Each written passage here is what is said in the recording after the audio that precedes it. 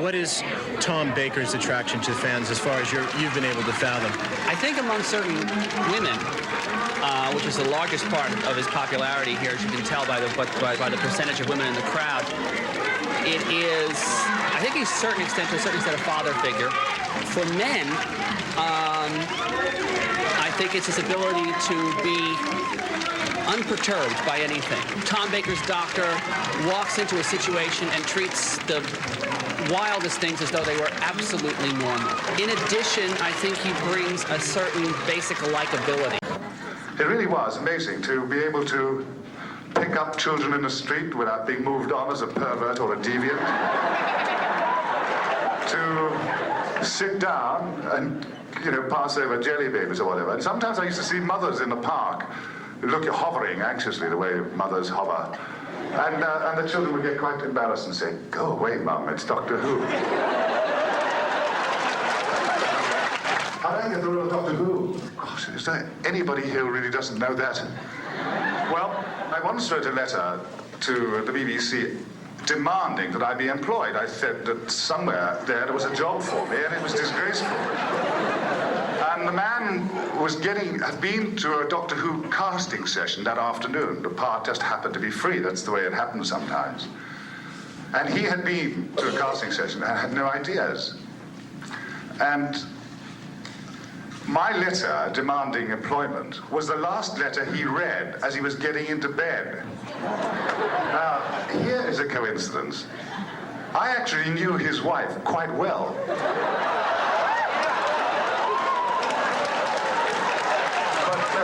Please. No.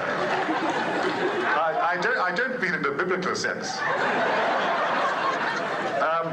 I was acquainted with his wife. I mean, we had sometimes held hands in various canteens. Actors are rather extravagant about those sort of things. And he was getting into bed, and he conscientiously read his last letter with a terrifying sigh, she said. And said, "Oh, bloody Tom Baker demanding employment."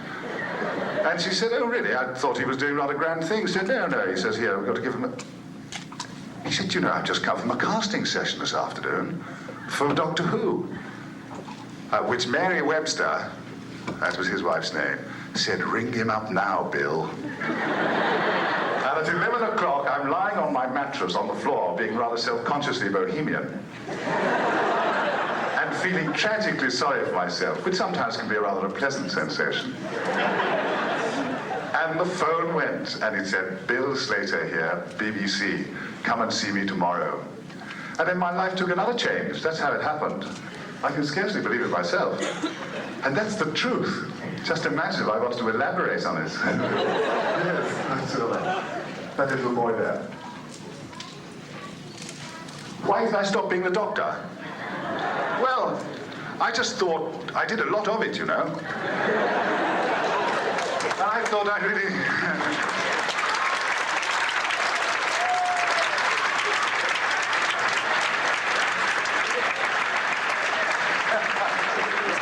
And so I thought, well, I'd like to go on and do something else, give someone else a chance to do it. It was just at a time, I think I tried to be brave. I tried to be brave. Most of the time I'm a frightful coward. But I tried to be brave. I thought, I just began to drag my feet about going to work a bit, and began to find myself not exactly a daggers drawn, but I began to get more and more critical of scripts or ideas, and then I thought I'd better get out of this, and so I gave someone else a go. Yes. Do I have a personal favourite among this? No, I don't think so, really. I do remember some slightly more than others. I remember admiring the design in Ark in Space, one or two others, and I remember one about Frankenstein. What was that called? Brain of Morbius, yeah. I liked that. There was a scene in that when I knocked on a door and it was pouring with rain and they poured it all around my hat. And when Igor opened the door, I thought it was terribly funny when I wrote the line and I said, "Excuse me, could you let me have a glass of water?" Curiously, it didn't go as well as that in the UK, but I'm glad you think it's funny. Yes, that doesn't go out there, yes? Did you ever assume you would have so many American fans, especially women, in love with you? Did I? Well, I could never possibly have assumed that there would be such attention to the program and such kindness to me. I am gratified, and you must understand, of course, I get all the benefit of your attention and often your affection and kindness when I was at the front, I mean, there was a backup team, but however, I'm perfectly willing to not name them and take all the credit. So selfish I am. No, I didn't dream of it. However, I must say, and this is, this is a sort of business point, while I know nothing about financial affairs, I am acutely aware, from my point of view, of how valuable and important the audience is to me. I have an existence only in proportion to the number of people in this room who will watch me or respond to me or come and see me or be pleased with me. I have no existence without you. And so, yes, you're important to me.